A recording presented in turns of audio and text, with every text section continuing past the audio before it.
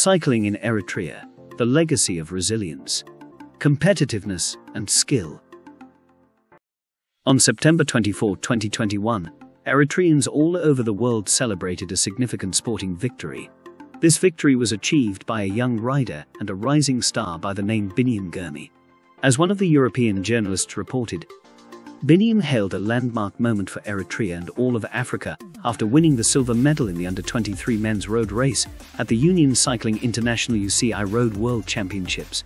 However, this victory was not achieved overnight and had its roots in the love of all Eritrean cycling sports.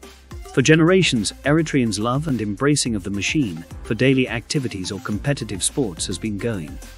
The tradition of competitiveness and scoring persistent victories that started with the first generation is now more than ever glittering with a new generation, known as the fourth generation.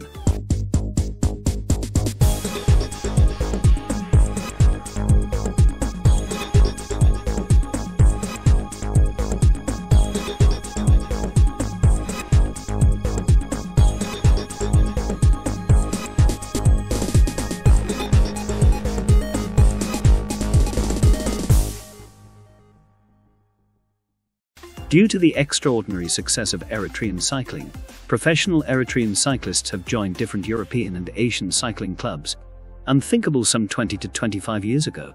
The roots of such success lie in the determination of the Eritrean people in general, and the cyclists in particular, who confronted Italian, British and Ethiopian colonial rulers to respect their rights and their right to participate and compete in the cycling contests organized in Eritrea, and for just and equal treatment during the competitions.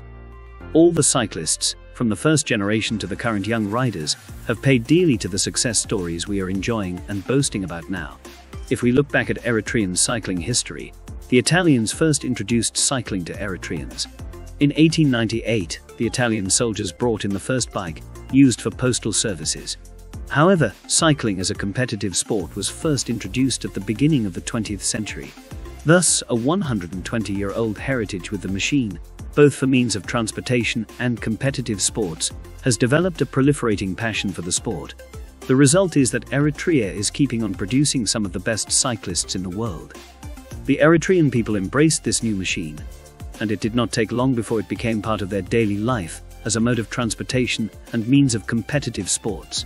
The bicycle, which when introduced into Eritrea was nicknamed Ariba Shaitan, the Devil's Chariot, has since then shed its derogatory name because Eritreans learned how to use it, tamed the machine, and learned that if used correctly, it could be beneficial. Thus, it did not take time for the bicycle to become many Eritreans' best friends, including children.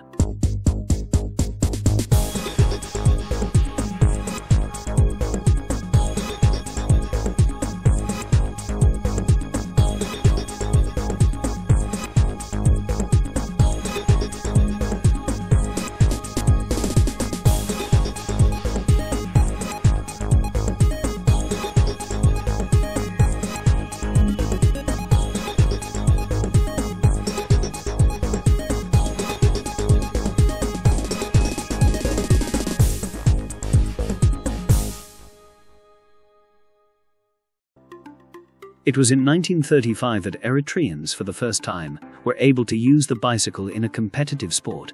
This is the time known as Nel Trentacinque, which marks the Italian invasion of Ethiopia from their bases in Eritrea and Somalia.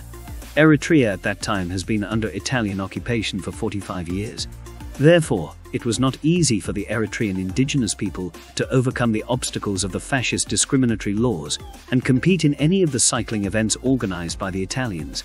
However, as we refer to them in the Eritrean cycling competition, the first generation therefore showed resilience and dedication, or used the Tigrinya word habo to overcome the obstacles imposed by the Italian colonist. They fought hard and were able not only to be part of the sporting events, but showed their skills to beat the Italian colonists and prove that black Africans are not in any way inferior. The huge victories scored by Eritrean cyclists Gebremariam Gebru in 1939 and Weldemichael Asgedom, nicknamed Berbere, in 1946, can be cited as good examples of the significant achievements by the indigenous people that paved the way to more successes. In the international cycling arena, the two Eritrean Olympians, Ta Bata and Mesfin Tesfa, set the ball rolling when they became the first black Africans to compete in the Olympics in 1956 in Melbourne, Australia. These legendary names in the Eritrean cycling history were followed by the second generation of riders, which became household names, and as they are many, it isn't easy to list their names in this article. These riders made headlines in the Olympics from 1960 to 1972, showing their skills competing with the elite European riders. 5 of these riders were able to stand first and win a gold medal in the All-African Games in 1972 in Lagos. Despite the hardships they were facing by the Ethiopian colonizers, the third generation was also able to achieve historic victories in the domestic and international stages, achieving galvanizing successes. Then we have the new generation, both men and women, known as the fourth generation, who managed to influx the global stages in significant numbers by first attending the UCI-based training centers in Switzerland and then showing their competitiveness and skills to join famous professional cycling clubs around the world. Thus, Eritrea produced more than 25 pro cyclists who have joined leading professional clubs over the past decade, mainly in Europe. Eritrean women cyclists have also shown outstanding efforts and managed to overcome significant barriers and cultural stigma. As a result, Eritrea has produced skilled and competitive women cyclists. The level and potential of talent are genuinely world-class. In the past 10 years, several Eritrean women cyclists were able to join the UCI World Cycling Center WCC in Switzerland and the Africa Rising Cycling Center ARCC in Rwanda for intensive training. Since 2016, 2 Eritrean female cyclists, Joanna Doit and Masana Debessen, have joined professional clubs in the USA and Italy. Therefore, Weldemichael Gebru in the World Championship has managed to showcase the roots and the remarkable history of cycling in Eritrea. Once again, Weldemichael was able to endorse the Eritrean legacy of resilience, competitiveness, and skill. With these qualities, Eritrea will continue to produce stars that compete at the international cycling stages.